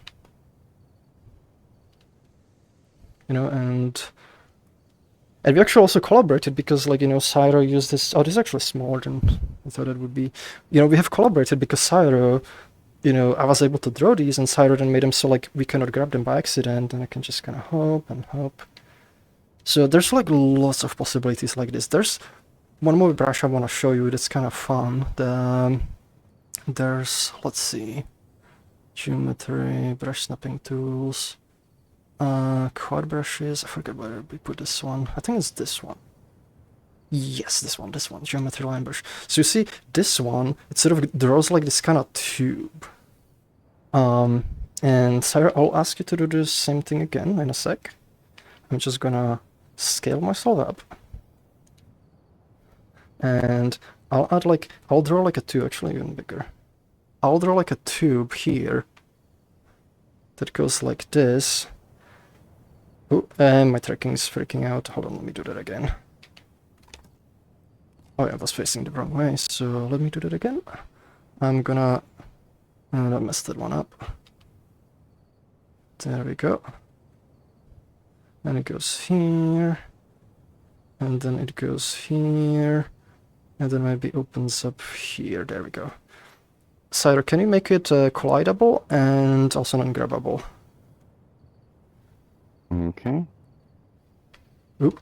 Right, that should be it. Okay. So now we got like, you know, this tube. What? Oh, did you make it... No, it's still grabbable. Oh, is it still grabbable? Oh, I might have not hit it. Hang on. I think I hit the wrong one. I'm also gonna modify the material for there it. we go. It's a little bit faint. Actually, do you have the material tool at hand? The mesh might need to be dual-sided. Hang on. Okay. Can you fix it up? Give us a... And change the sidedness of the mesh collider. So you're gonna change dual-sided? Yeah, that's good. It's character collider. Okay. And oh yeah, let's open the material too. So with the material, yeah. I just want it to be less transparent. Okay. Oh, that's very strong. Just go to 0.5. There we go. That's visible enough, I think. Okay. Okay, and now we should be able to just, you know, go through this tube that we have made. You can see the core over there. I think I made it to non-transparent. And we go over here, you know. And Sarah's overshooting me. Oh, and I do it to apart. And then we exit here, and we just, you know, plop out here, and that's it. So there's another cool thing you can do. And actually, I lied. There's one more brush I want to show you. It's also my... Well, I keep saying everything's my favorite. I think it's in build board brushes. There's cloud brushes or smoke brushes. So I can light smoke. I'm gonna light smoke. So this brush, you see it kind of carries like this smoke, and it's like, you know, volumetric. So I do the same thing. I scale up. And so I want to, like, you know, add little clouds. You know, I'm gonna add cloud here. I'm gonna cover this area, you know, kind of in clouds. Maybe some around here, you know, and just draw around. And maybe some of them are leaking inside, you know, maybe there's a fire or something. Actually, no, fire is not good. And then, you know, I do like more here, cover this area up. There we go. And I scale myself back down. I go here. And now there's extra clouds, and I go inside, you know, and there's the clouds are leaking inside for some reason. Which I cannot figure out a good reason other than just demonstrating. If I go here, you see this is, look, this is all now cloudy and misty. So brushes are really cool, like, you know, you can actually build entire environments of them, or if you already have an environment, you can decorate it. And all of these brushes, they were made in-game, which means, you know, whatever effect you need, you can, you know, there's a good chance, like, you can make it with a brush. So they are a really good kind of, like, you know, world building tool. I think a better, like, you know, world building tool than most people even, like, realize. So I hope this kind of answers the question. Like, I've seen entire worlds, you know, built just, like, you know, with brushes and procedural materials, and they're very powerful. So if you like, you know, world building, I strongly recommend check out the Resonite Essentials tools brushes, you know, take them apart, you know, make your own, try to build stuff with them. Like, it's a lot of fun. Like, I remember some sessions, like, we would literally just, you know, grab the tube one and just draw tubes around the world, and we just zoom around them. And it was, like, a lot of fun, you know, doing that. So I'm gonna disable the private UI. There we go.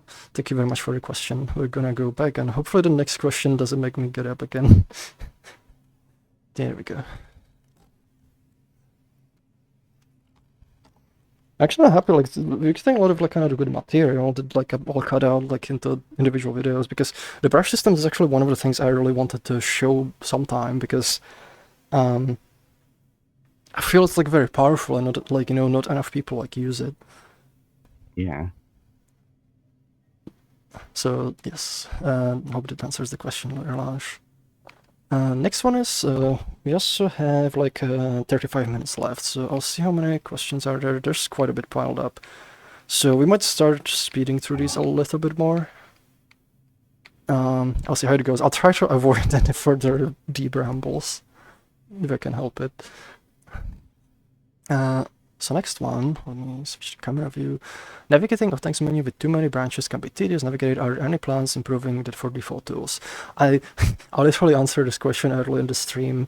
Yes, there's the tools, they're essentially gonna get, like, faster, which you can typically place, on one of your hands, or like anywhere in the world, like, place it in your viewpoint and other places. So yes, that is planned to be significantly improved in the future. I do recommend checking out, the recording of this, because I did, like, a little bit more in depth. Next, Relash, an idea. What do you think of having UI elements like inspect example plug into other windows, while you still have few?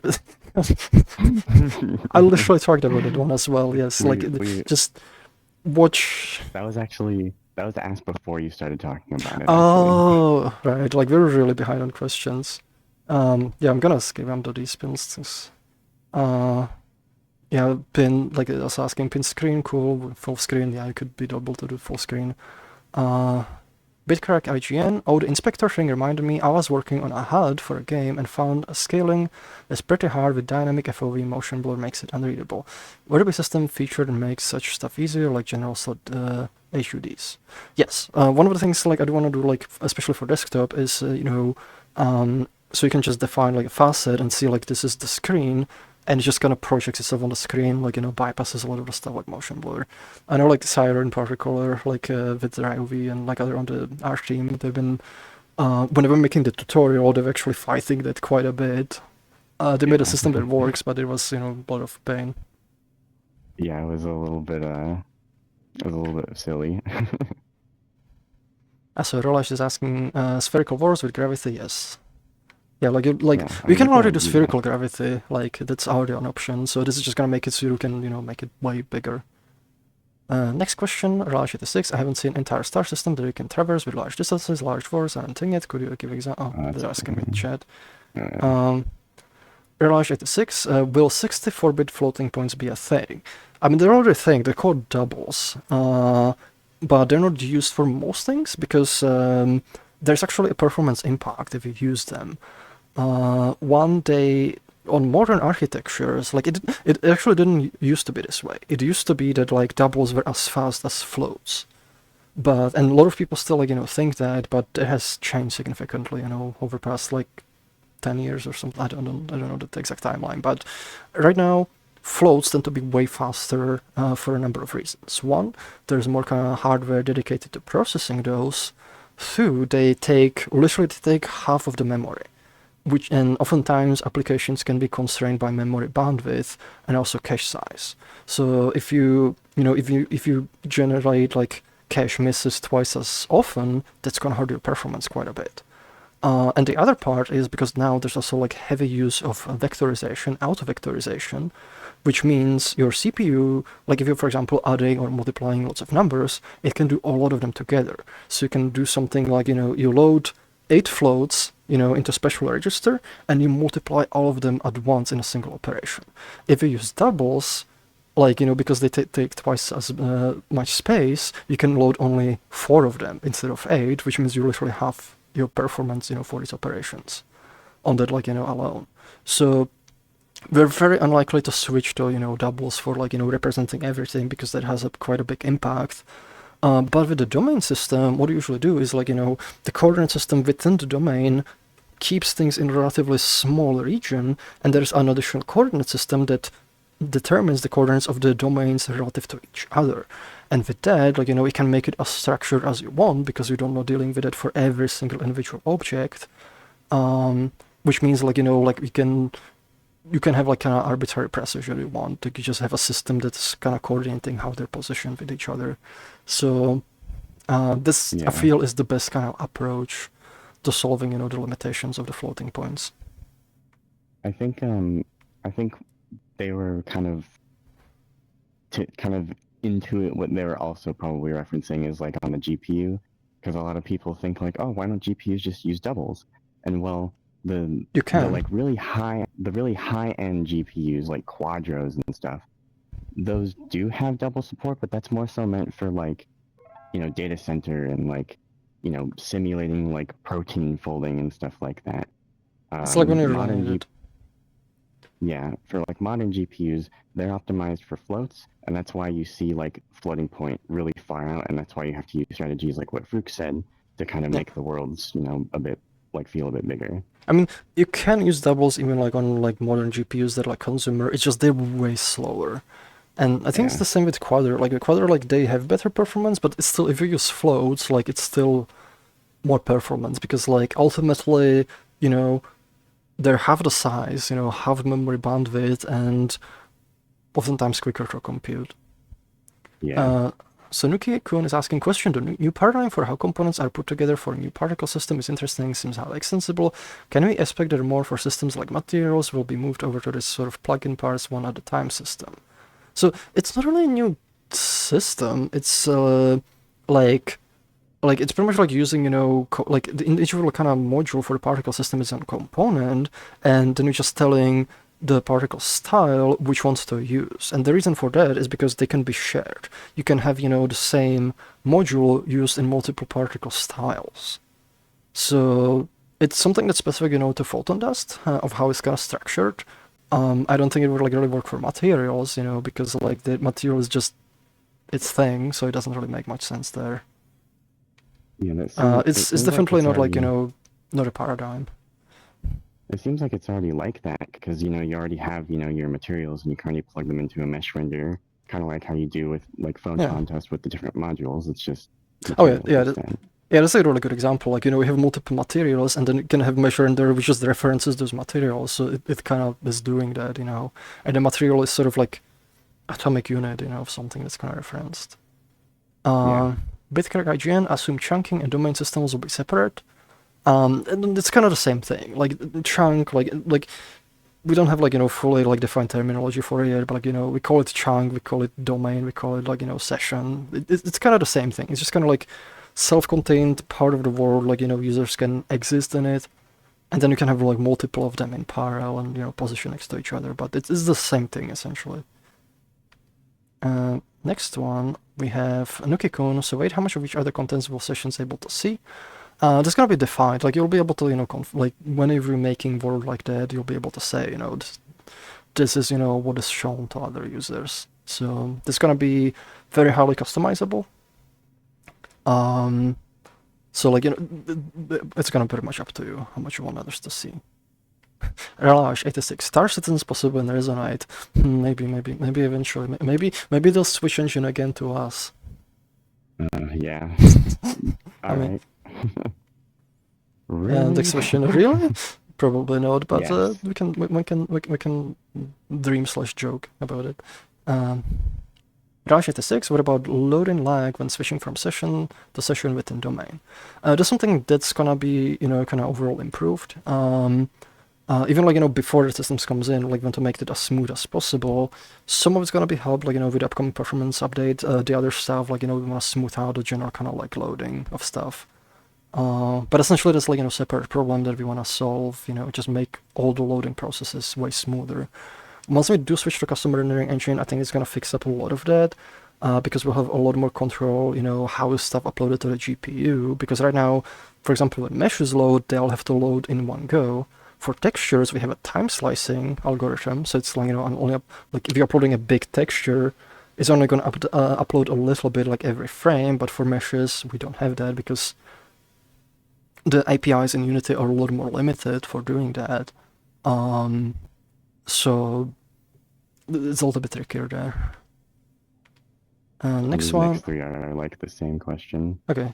I'll just read all three of them. So Nuki-kun asking, Follow up to that, is there a plan to give us a way within a session to limit updates? Like limit the speed that thing will update to save bandwidth in case its characters being far apart? Or is it a sub-session thing solution for that? Yes, there's actually going to be, we do want to rework the system that's handling sort of like, updates, that's computing, when the IK updates, when, everything in the world updates. And one of the things we want to introduce is something called variable rate update. What that will do is say that certain components, instead of updating every single frame, they're going to update, every second frame, or every third, or every fourth, and can essentially limit how fast it updates. So for example, like if we're in a session, and Tyler is right next to me, both our IK systems will update, at a full rate, so like, we see each other smooth. But if somebody's, way over there, we can see that, like barely see them, or maybe don't see them at all. Like if we don't see them at all, maybe they update, every 30 frames, because it doesn't matter as much. We can still see them, but in distance, maybe they update every 10th frame or every 8th. And that's gonna save a lot of performance. And there's gonna be like, systems to kind of control that, so you can say these things are important, this thing is to update, at least this fast, or this thing is not important, the system can like, limit how fast it updates and save performance that way. So there is gonna be a system for that. Just gonna eat these 3 questions. Also, thank you for the raid, and like, actually, I can't read that. Is it like it's like I'm gonna pull it out just so you can see. Somebody Croy VR. Thank you for the raid. It made it gray font on a gray background, so I was not able to read that, but thank you very much for the raid. They probably raided us a while back and we just noticed because we had a pile of questions. And we got 25 minutes left, so we're actually pretty good on time now. Okay. I guess that means more rambles. Modern Balloon is asking, a question I have, I'm curious with multiprocess and eventually thing of Unity, will there be any issues with final IK when you get process on Net 9? No, it's a purely C# like code, like it just does the same. Like if you think about it, the headless is actually running, the IK, and there's no process there, like the headless doesn't use Unity at all. We actually don't use final IK specifically, like directly. What we use is a port of it. So essentially, it's kind of like it's pretty much been like ported to Froox engine, which is also like one of the reasons why I like replace it, because it doesn't quite fit in the engine architecture. So it's eventually gonna be replaced, but we're gonna replace it, because we want our custom system that we have full control over. But like it has nothing to do with the switch to .NET 9. It already runs with .NET 9. Nuki-kun, why can you stream audio directly over Resonite but not video? Is it a stream thing, direct video streaming ever planned? So I'm pretty much the reason is like it has not been implemented. Implementing, streaming video, it takes time. It's something we want to add at some point. I feel like it's gonna be like also like a really good building block, because you can do stuff, like stream your desktop, to show other people like what you're doing. But you could also have like, a camera, and like you could even make things where the streaming camera, instead of like using OBS, you can just kind of compose everything and just stream it directly, from here, make it kind of like the process simpler, and let script parts of it, with Proton flags. No,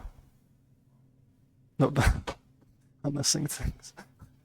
With proto flags. But yeah, like we do want to add it at some point. The reason it's not there is just it hasn't been implemented yet. So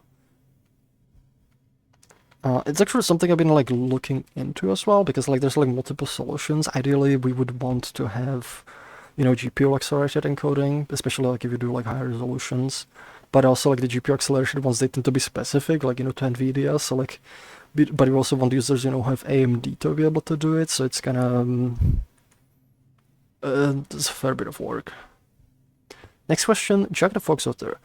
Should I feel bad for my questions taking up my screen time every week? No, I really like the rambles, and like that literally gave me like material for several videos that I can split, and it filled a lot of the time. I was actually like at the beginning, like we didn't even have too many questions. I was like, it's just gonna be kind of rambles about stuff, and it's just gonna give excuse to ramble. And I like doing duels, where I can actually showcase, something, like I can draw, because it makes it more visually interesting.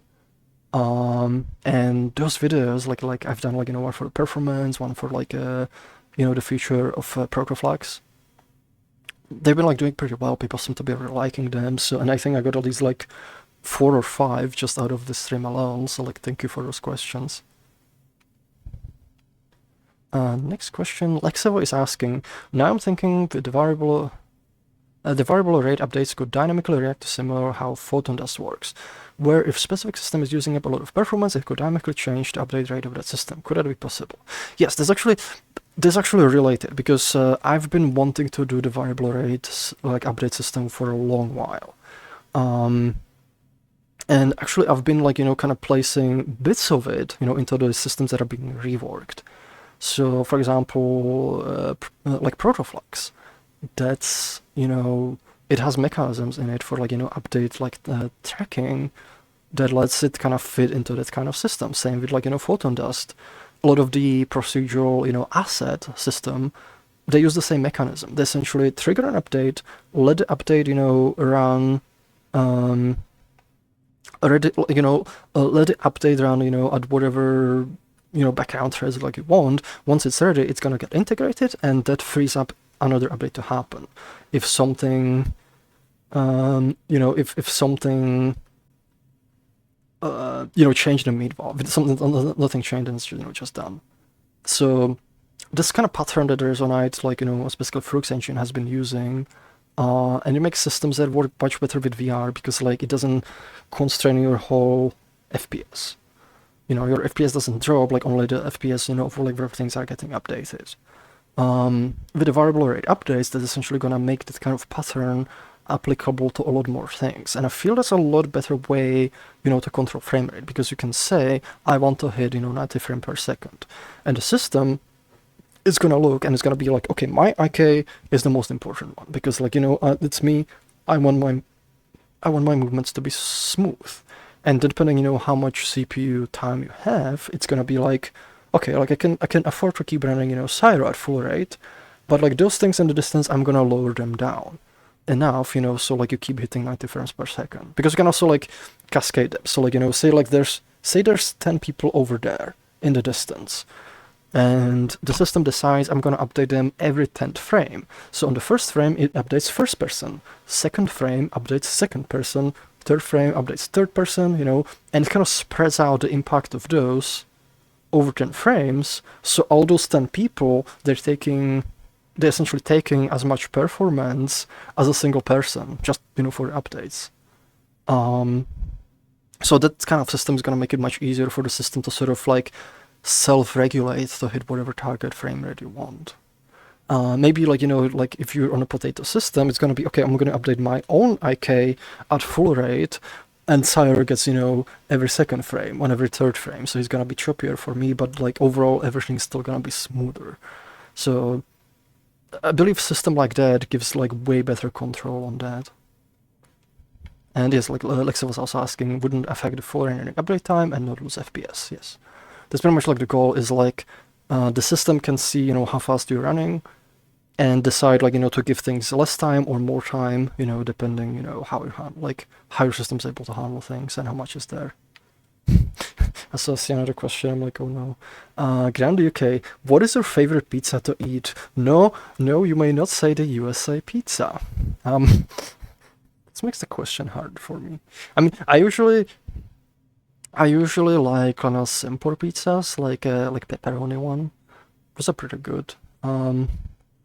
I do have I do like mushrooms on pizza. Like I do like mushrooms. I wonder. Oh yeah, this one. So this is another 3D scan. So usually pizzas like that. This one has like, there's like pepperoni on it. It has, some peppers too. I like those. I like when there's mushrooms. This one doesn't have mushrooms. I'm hungry. There's like onions in it. Onions are good. I don't like where there's too much on pizza.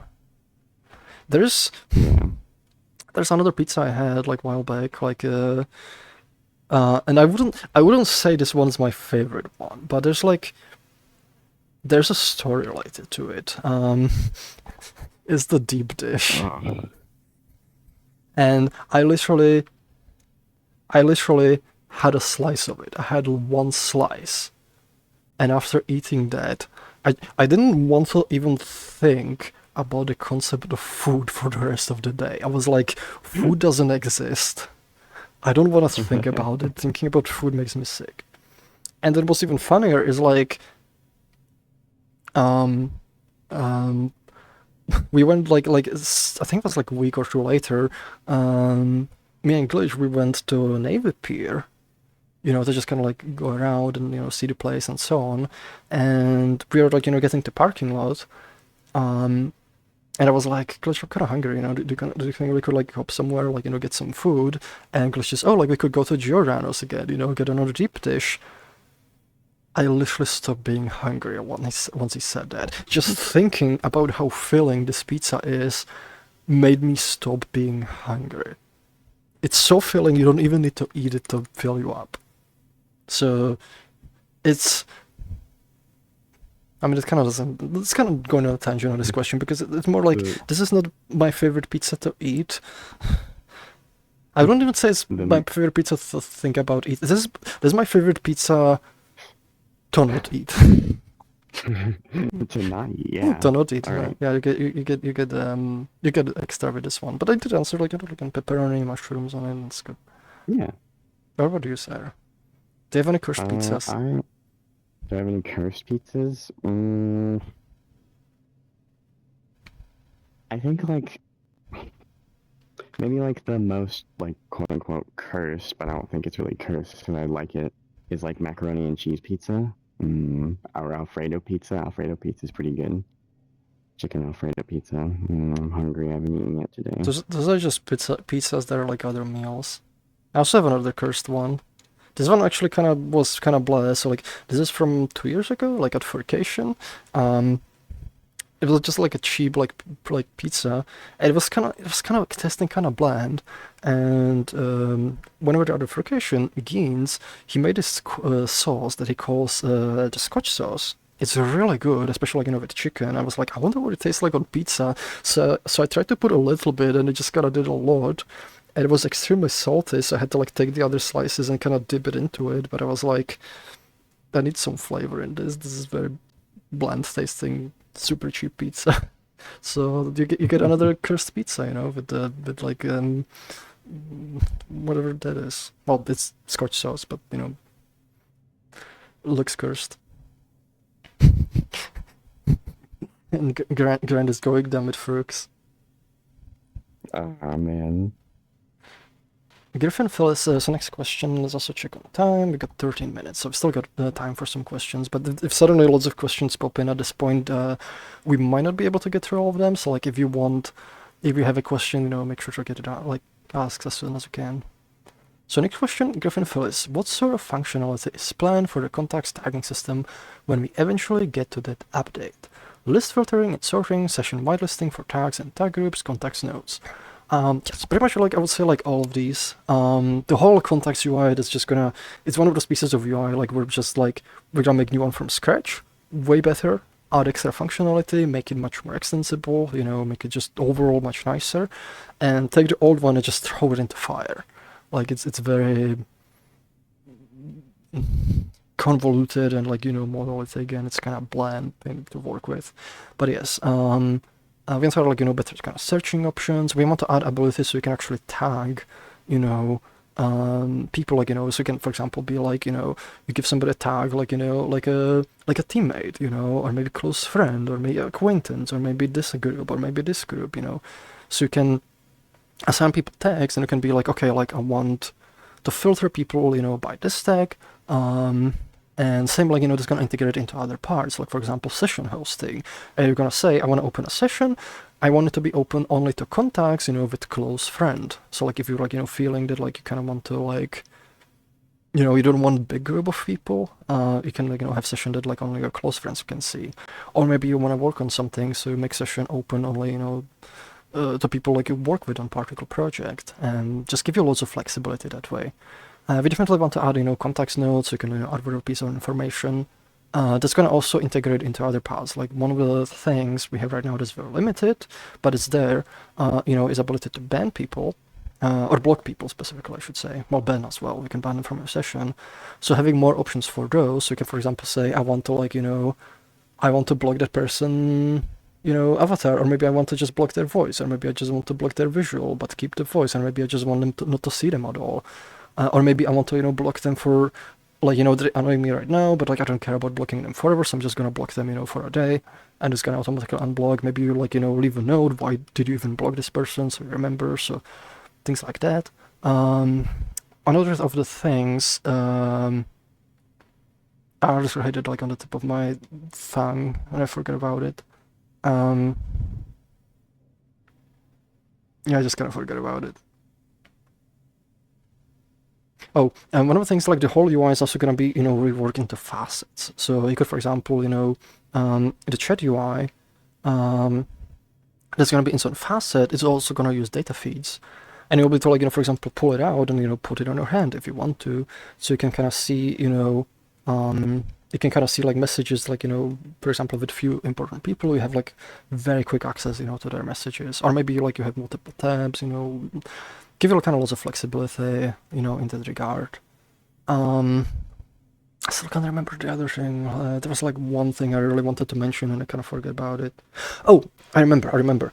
One of the things, that also comes together with the tagging is ability to set your state. Now, set your online status. So for example, you can set yourself to be invisible and only visible as online, or maybe even sociable to your close friends.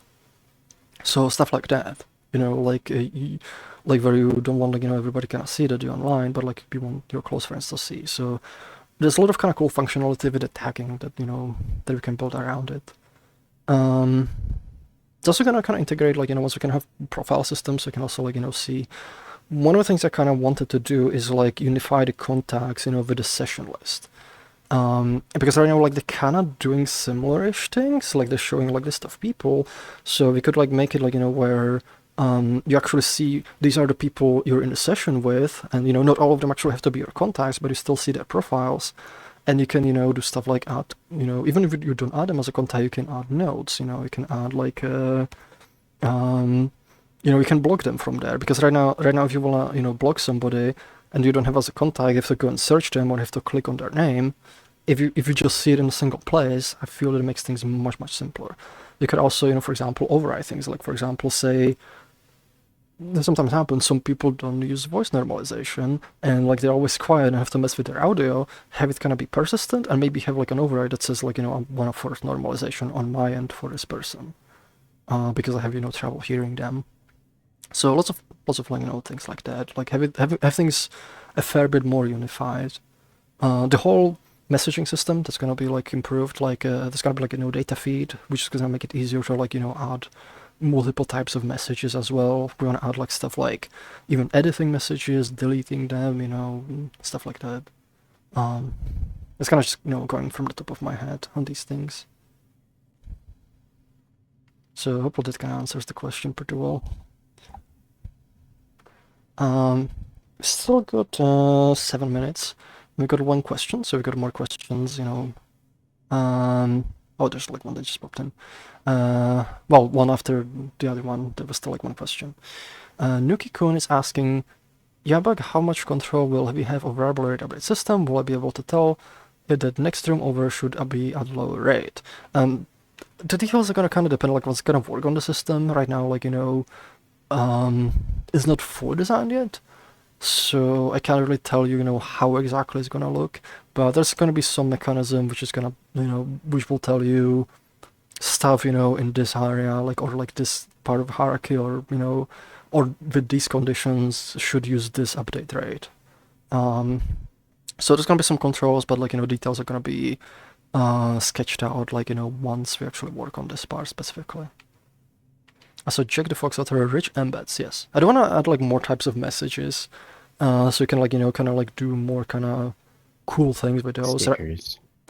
Stickers. I want to add stickers, because you just, upload like stuff and you can like use them, like maybe like even animations. One of the things I was thinking, I don't know if it's gonna be too annoying, we might put like, add like some controls for it, but so you can actually send something and it's gonna trigger a particle system, so, that just pops out out of your dash. So like somebody sends you and it goes, and it's just, you know, confetti or something. I think it could be like fun. I think people probably, like, you know, some people probably not want it, so we probably have like a mechanism that like disables it, so you have to kind of click it first or something. We might also need like, you know, something that like limits the complexity, but like stuff like that. Rich embeds are gonna be cool. Like one of the things also, and it's kind of part of our philosophy, is sort of, you know, combining, like you're using the same piece of UI or code for multiple things. One of the things you also want to rework is the Wars UI. So like the Wars is actually going to use a data feed, and each element in the word browser that's going to be like, you know, a template. Then when you get an invite in your contacts, that message is going to use the same template, you know, to preview the world. So, which helps in multiple ways. It helps because we don't have to build two separate pieces of UI, you know, for doing what is essentially the same thing, but also it improves familiarity for users, because if you see a way to open a world in your Wars menu and you see the same thing, you know, in your contacts, I feel that makes it like easier, because now, like, you know, especially for new users, because you're gonna recognize, you know, that visual element, you know, from the other place. And right now it's a little bit difficult, like, you know, to build the messages, because like it's all built from code, and it's just painful to, like, you know, write. And every time like we want to add a new type of message, it's like it takes a lot of like effort and like messing around, and it just doesn't render right. But when we can actually make the template in game, have like the content team handle it, that makes it so much easier. Next question, Bitcrack, group chats. Yes, like one of the group chat, like, would be another thing it's not really part of the context UI, so that probably won't come as part of it. It's something we'll probably consider and make sure the UI is prepared for, but it kind of needs, you know, a mechanism to actually handle a group contact and a group chat, I mean, which means, you know, kind of controlling, like, you know, their lifetime, you know, like life cycle, like when do they get created, when do they, you know, get deleted, making sure it cannot be abused for things. But it's something we would like to have as well. That one's probably separate from the context UI, so I don't think that's gonna come as part of it. We'll kind of see, you know, what state we are in when we get to actually working on it.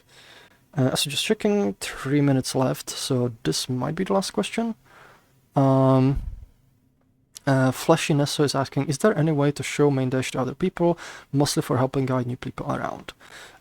So not officially, like you can do it on the stream, like I did like earlier. If I render private UI, so like, you know, I just checked option like render private UI, so you kind of see, and if I open my dash, you know, like you can see, the other way is there's a setting. If I go, just gonna show you, camera, there's, where is it?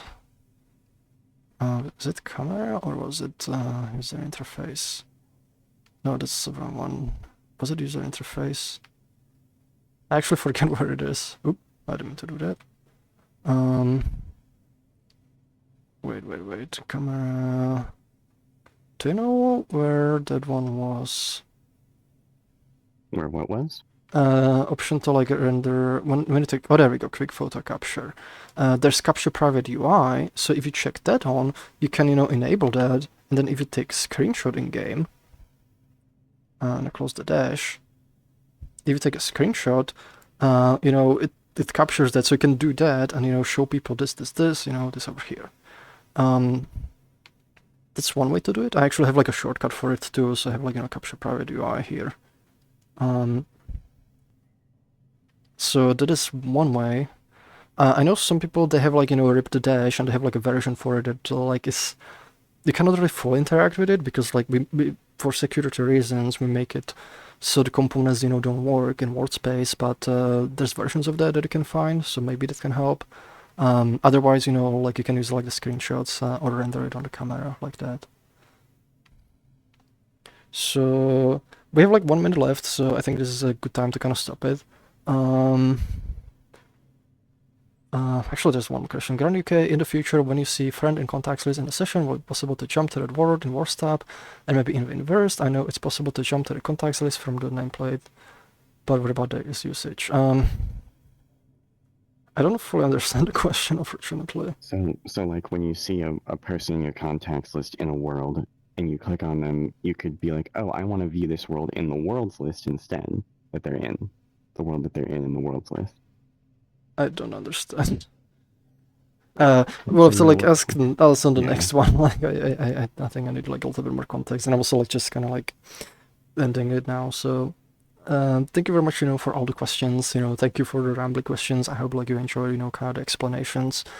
Um, thank you, Sarah, for like helping me kind of like answer like things and helping me demonstrate some of this stuff because I feel it's like really cool like when it's multiple people kind of collaborating, which is one of the really big strengths of Resonite. Um, and thank everyone for like everyone who's like using Resonite, who's like supporting us on a Patreon. We're making like content like on this platform and just using it every day. It helps the platform grow. It helps us to kind of keep going and improving it. So thank you very much, and we'll see you with the next stream. Actually, I wonder if we're gonna. There might not be one next week because I'll be traveling to the US. We might still maybe do one, but like TBD on that one. So we'll see how it kind of shakes up. yeah. I'll let you know. So thank you very much. Thank you for watching, and we'll see you. If we don't see you, like have like really happy holidays, have like happy like happy Christmas and New Year and whatnot. There's probably gonna be some streams like from us, but not sure if it's gonna be like under Resonance. But I'll try to make one if I can, depending on how things go. Because I'm be visiting some friends. So thank you very much, and see you. See you whenever the next one is. Bye. Ah, wait, you burned my. That's my dash.